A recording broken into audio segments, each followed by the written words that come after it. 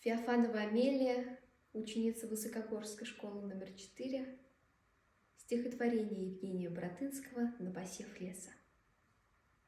Опять весна, опять смеется луг, и весел лес своей молодой одеждой, и поселян неутомимый плуг браздит поля с покорством и надеждой.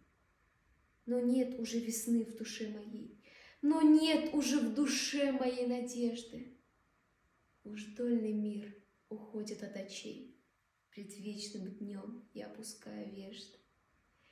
Уж та зима главу мою сребит, что греет сев для будущего мира. Но прах земли не перешел пиит, к ее сынам еще взывает лира. Велик Господь, Он милосерд, но прав. Нет на земле ничтожного мгновения, прощает Он безумию забав, но никогда перам злоумышления. Кого измял души моей порыв, тот вызвать мог меня на бой кровавый. Но подо мной сокрытый ров изрыв, свои рога венчал он падшей славой. Летел я к новым племенам, любил, ласкал их пустоцветный колос. Я дни извел, стучась к людским сердцам, всех чувств благих я подавал им голос. Ответа нет.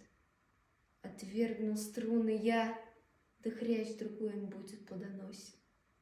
И вот ему несет рука моя зародыши елей, дубов и сосен, и пусть простятся с лирою моей, я верую, ее заменят эти поэзии таинственных скорбей, могучие и сумрачные дети.